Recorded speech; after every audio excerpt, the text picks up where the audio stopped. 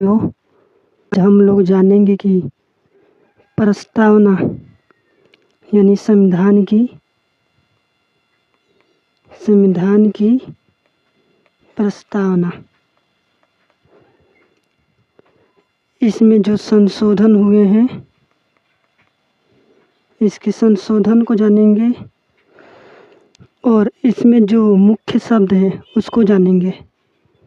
तो आइए आगे बढ़ते हैं। संविधान की जो प्रस्तावना है वो अमेरिका के संविधान से लिया गया है और संविधान की प्रस्तावना की जो भाषा है वो ऑस्ट्रेलिया से लिया गया है। 42वां संविधान संशोधन 1976 के तहत प्रस्तावना में 3 शब्द जोड़े गए हैं। पहला है समाजवादी, पंथ निरपेक्ष और अखंडता। पंथ निरपेक्ष को ही धर्म निरपेक्ष कहा जाता है। प्रस्तावना के जनक पंडित जवाहरलाल नेहरू कहा जाता है क्योंकि इन्होंने ही 13 दिसंबर 1946 को संविधान सभा के सामने प्रस्तावना को पेश किया था और संविधान सभा ने 22 जनवरी 1946 ईस्वी को प्रस्तावना को स्वीकार किया। प्रस्तावना को उद्देशिका भी कहा जाता है।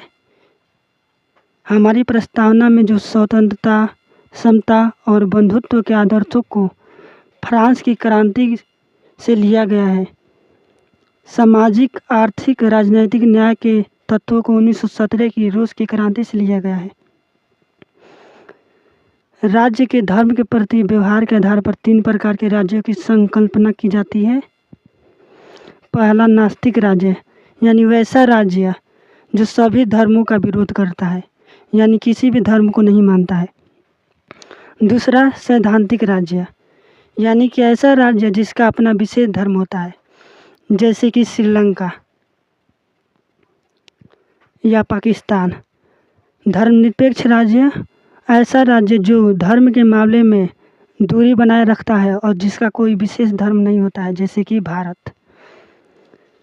तो इससे एक प्रश्न पूछा जाता है कि भारत एक कैसा देश है? तो धर्मनिरपेक्ष राज्य है। संविधान की प्रस्तावना पर महान व्यक्तियों के जो कथन हैं उनसे भी प्रश्न पूछे जाते हैं। पहला है संविधान का पहचान पत्र किसने कहा था? तो इसे कहा था N.A. पालकीवाला ने। संविधान की राजनीतिक कुंडली किसने कहा था? K.M. मुंशी ने। संविधान की आत्मा और संविधान की कुंजी और संविधान का आभूषण प्रस्तावना को पंडित ठाकुर दास भार्गव ने कहा था। यह इम्पोर्टेंट है तीनों। संविधान का कुंजी नोट प्रस्तावना को सर अर्नेस्ट बार्कर ने कहा था जो उनकी पुस्तक principle of social and political theory में छपी हुई है। जो संविधान की शक्ति का स्रोत है वो भारत के लोग हैं।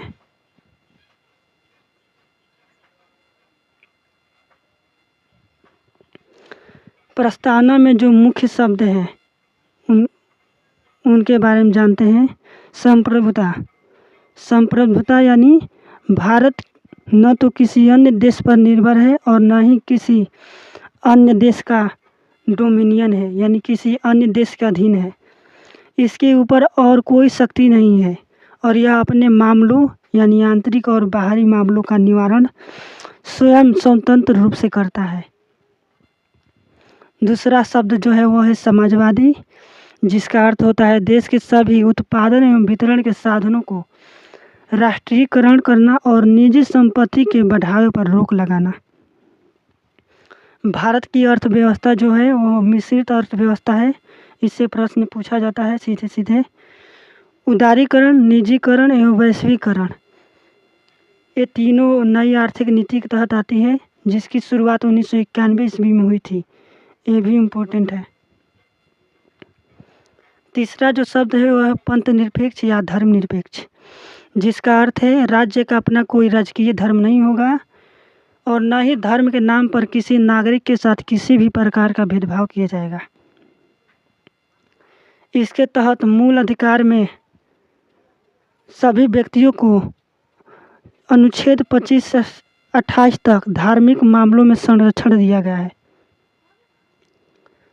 चौथा जो शब्द है वो है लोकतांत्रिक, जिसका अर्थ है शासन का संचालन शक्ति जो है भारत की जनता में निहित होगी। अब्राहम लिंकन का कथन पूछा जाता है कि लोकतंत्र जनता के द्वारा तथा जनता के लिए शासन है। इसी पर टिप्पणी करते हुए भीमराव अंबेडकर ने कहा था, राजनीतिक लोकतंत्र तब तक अस्थायी नहीं बन सकता जब तक कि उसके मूल में सामाजिक लोकतंत्र न हो। यानी कि राजनीतिक लोकतंत्र तब तक नहीं सफल हो सकता है जब तक कि उसमें सभी लोगों को समान रूप से अधिकार न दिया जाए और उन्हें भागीदारी न दिया जाए। पांचवा जो शब्द है वो है गणराज्य या गणतंत्र, जिसका अर्थ है कि गणराज्य में राज्य का प्रमुख परोक्ष रूप से लोगों द्वारा निर्वाचित होगा, जैसे कि राष्ट्रपति हम लोगों के द्वारा चुने गए प्रधानमंत्री व अन्य संसद के सदस्यों के द्वारा चुना जाता है, जिसका चुनाव अप्रत्यक्ष रूप से होता है।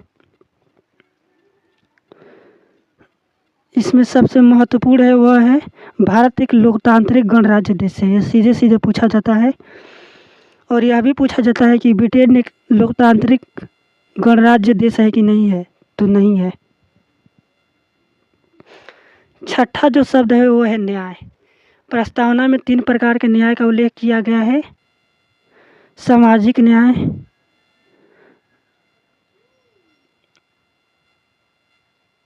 सामाजिक न्याय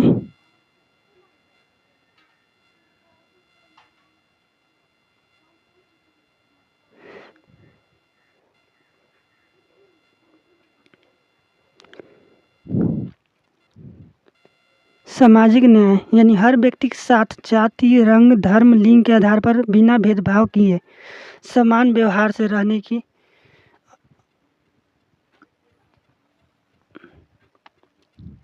आर्थिक न्याय यानी आर्थिक कारणों जैसे संपदा, आय, संपत्ति के आधार पर भेदभाव न करना।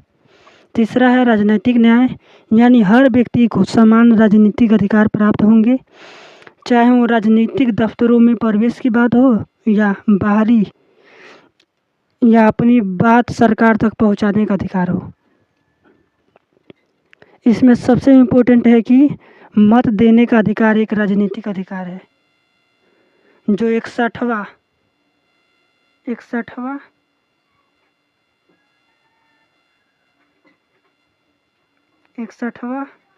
संविधान संशोधन द्वारा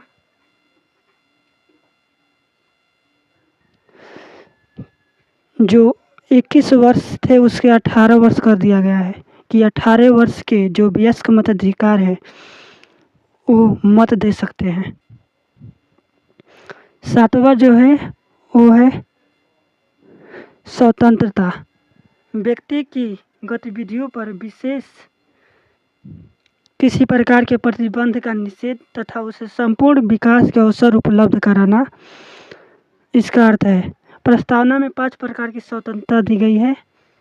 पहला है विचार, दूसरा है अभिव्यक्ति, तीसरा विश्वास, चौथा धर्म, 5वां उपासना। यानी विचार का अर्थ है कि व्यक्ति अपने विचारों को स्वतंत्र रूप से अभिव्यक्त कर सकता है। अभिव्यक्ति यानी उसकी प्रस्तुति कर सकता है। विश्वास यानी किसी भी मामले पर अपनी विश्वास बनाए रख सकता है। धर्म यानी किसी भी धर्म को वह स्वतंत्र रूप से मान सकता है। उपासना यानी धर्म के प्रति जो उपासना होती है उसे भी वह कर सकता है। समता या समानता, समाज में किसी भी प्रकार के वर्ग के लिए बिना किसी भेदभाव के प्रत्येक व्यक्ति को समान अवसर उपलब्ध कराना ही समता का उद्देश्य है। प्रस्तावना में 2 प्रकार की समता यानी समानता का उल्लेख है। पहला है प्रतिष्ठा, दूसरा है अवसर की समता। जो 9वां शब्द है वह है बंधुत्व, जिसका अर्थ है भाईचारे की भावना। भारतीय संविधान एकल नागरिकता तथा मौलिक कर्तव्य अनुच्छेद 51 क के माध्यम से बंधुत्व की भावना को प्रोत्साहित करता है और बंधुत्व की भाईचारे को बनाए रखने के लिए आदेश भी देता है। प्रस्तावना। क्या प्रस्तावना संविधान का हिस्सा है और क्या इसे संशोधित किया जा सकता है? तो बेरूबारी संघ मामला में 1960 में सर्वोच्च न्यायालय यानी सुप्रीम कोर्ट ने कहा कि प्रस्तावना संविधान का हिस्सा नहीं है और इसे संशोधित नहीं किया जा सकता और संविधान को समझने की यह एक केवल कुंजी है। यह कानूनी रूप से परिवर्तनीय नहीं है, यानी कि इसका परिवर्तन नहीं किया जा सकता है।